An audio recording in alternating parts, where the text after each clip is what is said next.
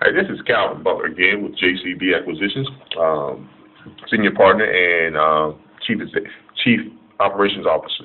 I'm here today to go over training video number 5, I do believe. This is training session number 5, and we're going to go over forms and contracts for the JCB Acquisition Group.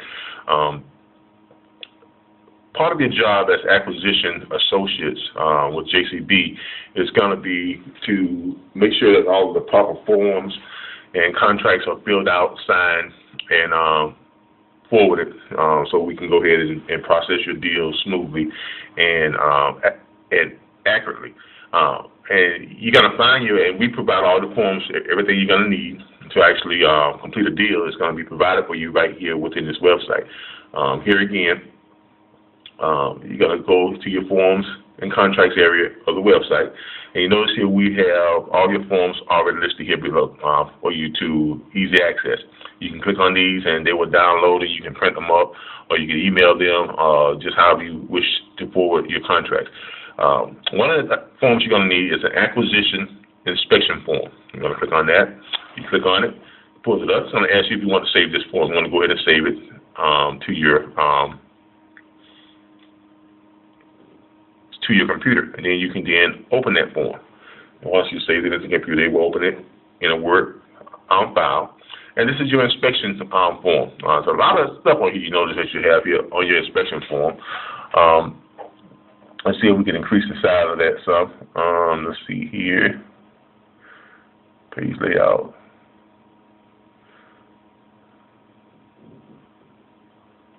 But you got your acquisition inspection form, and it goes through all of your things, your interior. It asks you about all of this stuff about the exterior. I'm sorry. Is the land grading? Is it satisfactory? Is it low? Are they in a low spot? Does it need regrading? Is the landscaping good, fair, poor? Things of that nature. It asks you about decks, if it has deck or driveways, tar gravel. It asks you all the conditions of those things. It's going to ask you about the interior, also too. You just go right through the checklist. And it goes into the kitchen, the bathrooms, laundry, attic, basement, electrical system, plumbing, or whatever the case may be. And you basically just go down through the checklist. Now, in most cases, you're going to be able to forward this form over to the realtor because they already have this information. You forward over to the realtor. The realtor basically just checks in all the stuff, and he forwards it back to you. So most cases, 99% of the time, you won't have to actually fill this form out. This is a form that you actually forward over to the realtor, or you forward over to the REO company that owns that property, and have them to complete that form. Because remember, they want to sell that house. They want to get rid of that house because the realtor wants to sell it because they want to make money on it, because that's how they make a commission. They don't sell the house, they don't make a commission. The banks want to get rid of it because if it's owned by a bank, if it's been foreclosed on, they want to get rid of it because they're holding negative equity, and they don't want that on their books. So they're going to try to accommodate you as best they can. Go to one of the other forms, and once that's filled out, they just send that back to you, and you submit it along with the other form. Your acquisition worksheet. It's another form. You're going to save that, of course, and you got to open it. And your acquisition worksheet is your deal worksheet, really. This is how you submit a deal. You're going to use this form if you're going to submit a deal by fax, or if you're going to scan this and email it to us. If you're not going to submit a deal online, if you're going to actually do it the old-fashioned way and submit a deal by fax, this is your acquisition worksheet. In the training video number 4, I believe we went over submitting this deal online, and it basically is the same information that it asks you in the online form, and it's basically just spells it out here. You put in the locator's name, that will be you, your member number, phone number, all your information, the subject property, owner's asking price. It's the same exact information that you would see on our submitted deal online section. So it's the same exact question, same exact format. It's just that it's in a hard copy form. And you would print this up, fill it out, and if you want to fax it into us, you can fax it into us. If you want to scan it and email it to us, you can do that also too. Okay. Your next form will be your addendum to contract. The addendum to contract form, let's get it saved in here. Open. Notice your addendum to contract form. This is for if there's any other things that's besides what's in the regular contract. If at all possible, let's try and use our contract for all the deals. I know a lot of realtors want to use their contracts, but the way we do our deals, where our contracts are worded in such a way and legally put together that allows us to get the most out of the deal.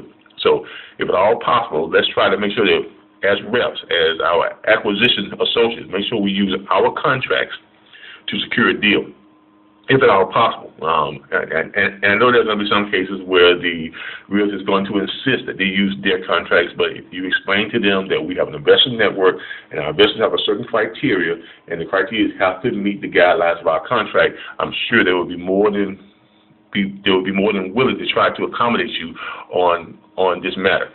But an addendum to a contract is basically if you have like a side contract, and anything extra that needs to go into the contract that's not in the generalized contract. You can put those here. Earnest money deposit. If you're going to be using a deposit, earnest money deposit, or if you're going to be using a letter of escrow deposit. And basically what earnest money deposit is money that's held by the seller, until the deal closes. It basically is like a good faith deposit. Let's know that you're serious about putting a deal together and purchasing that house. Now, a lot of realtors sometimes ask for earnest money deposit, and you can, and in lieu of that, you can issue them what's called a letter of escrow deposit. Basically, what that is you have money that's set aside into a bank account, $1,000, $2,000, whatever the case may be, that we may have that's set aside, and JCB Acquisitions is going to be working on having that set aside for our reps. So you actually won't have to come up with that money to actually do anything like that. That will be for us to do. So we'll actually have that money that's set aside. So when you need a letter of escrow deposit issued to the realtors, if they want to see, well, do you have $1,000 on deposit for good faith? We will issue what's called a letter of escrow deposit. That is a certified letter from our bank that states that we have that $1,000 or $2,000 is sitting in an escrow account, safe in our bank, and the bank is certifying that that money is there strictly for deposits on that property. And you will actually have access to that letter, and we will give you a copy of that letter, and it'll be certified and stamped, and you can issue that to the realtor, and that will suffice as a deposit. So, that, amongst other things, would be the reason why you would have this addendum to a contract. Okay, let's move on here.